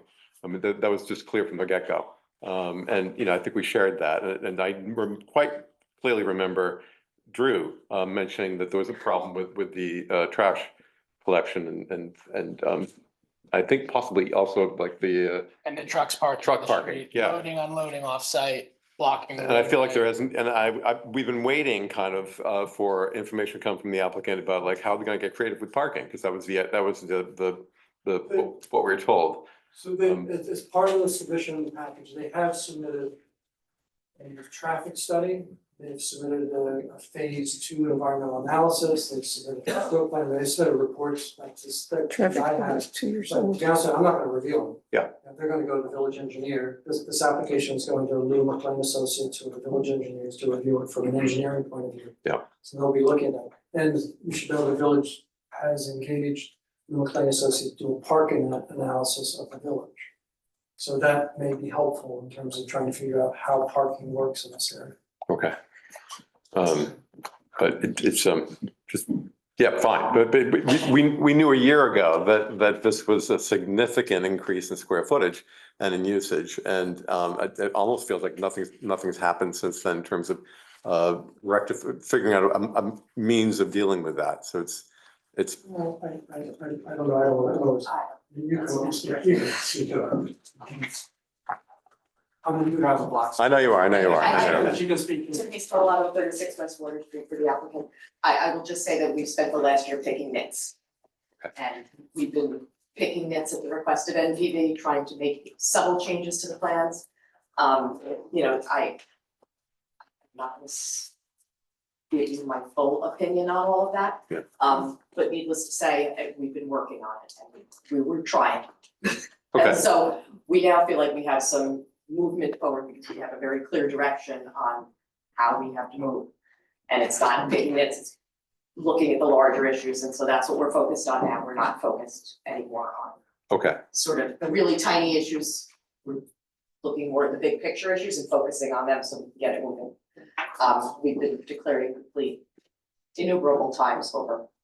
And Tiffany and Mr. Martin did indicate that they are working on a parking management plan. As well. So that So that there's additional parking information that they are actually going to provide, not just the calculations, but how they intend to do the parking. But at a very threshold issue, there was no provision for additional parking relative to the amount of square footage that was being added, and that was something that, I mean, this is not a nit question. I mean, it's the biggest issue in the village. Understood. You can't create parking where there is none. Right. Right. My grandmother had a saying for that, but I won't repeat it. It just, when it's impossible, it becomes impossible. Right, And that's right. the fact of the matter of the village. I think that's something we all have to face. And we have to figure out how we're gonna move forward, because we can't be in a situation where none of the uses change in the village business district, none of the buildings change. All of that is inevitable at some point, whether those Well, things. the incremental those square footage is a request. Right, and but these, keep in mind, these are prominent buildings in the village, and they are relatively small compared to the rest of the buildings, which is why I didn't wanna have any building declared a superstore. Because it creates nonconformities that are really difficult to get around and that include a lot of buildings in the village. But, just on an overall scale, I think that it is a request, but there's something to be had at the end of that request, which you wouldn't get without additional parking requirements, which is the renovation of the buildings. I don't wanna to say that, to explain what Tiffany meant by nitpicks, but I believe that what she is saying is, they submitted the site plan application in March of 2025. And they have been going back and forth with for a number of months. So the reason why it has not come to the board yet was because they were going back and forth with them about completeness. When we became the village environmental consultants, we were going through this, and one of the reasons why we suggested that it come before this board is so that the board can see where it's been, where it's going, where things are. So you can be part of the discussion, not just you not seeing. Right. Exactly, So I believe that the nitpick was not for this board and asking this board asking questions, but from the review that had happened. No, I understand that, yeah, Yeah.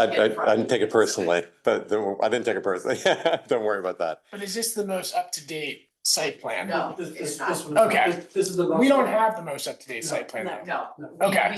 We Okay. like, we That's, review a draft of it, and then But this- there are this- some this additional was in the changes they record. want to make. I got it. This is in the Have record. to be made. So you will get that in the next, probably next Fine, week. fine. But regarding the threshold issues, it's an interesting phrase that you brought up, and you also mentioned, Rich, at the beginning of the meeting, that I guess I'm gonna call it the Cape Asa building was going from approximately 4,600 square feet to 17, more than 17,000 square feet. So that's just that building alone, not bringing a significant increase in scale and size. Obviously, there's gonna be significant needs to mitigate all those issues. So it's, we all knew that a year ago.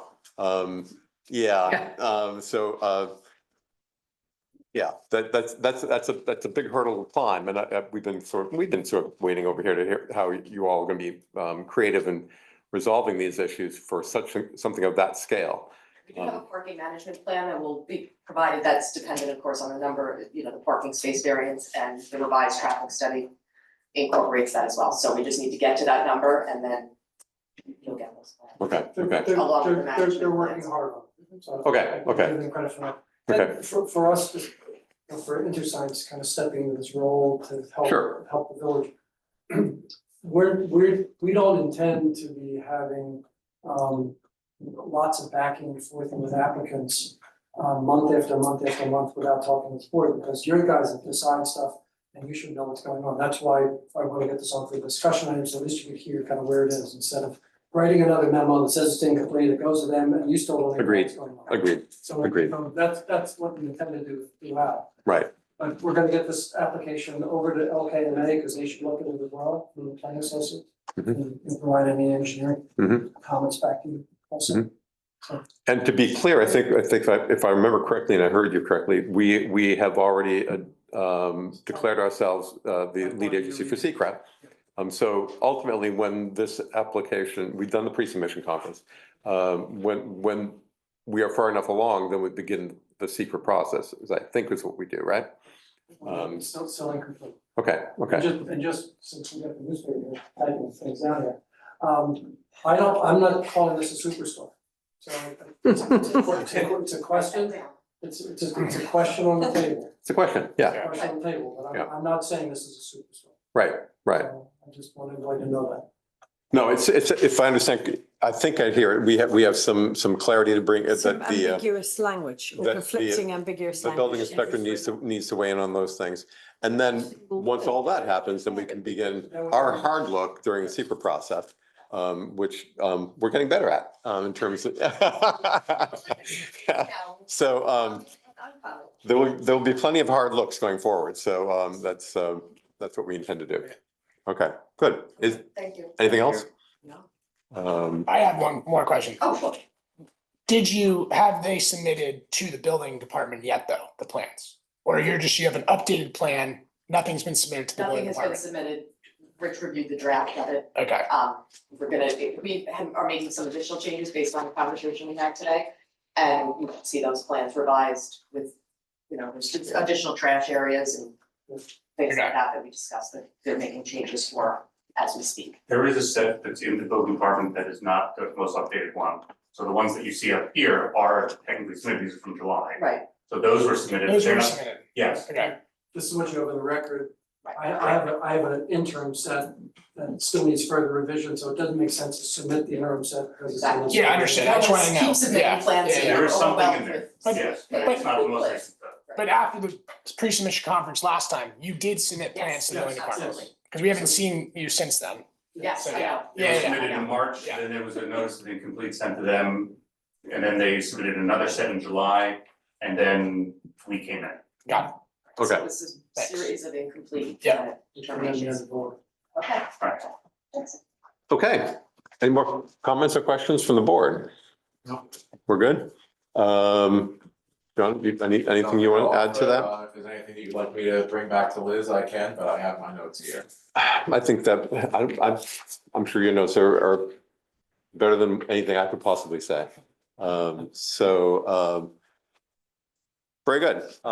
It's been almost a full 2 hours, which is almost a record in this particular planning board. I'll accept the motion to dismiss, to adjourn. Second. Good. All in favor? Sorry, who made it? Sorry.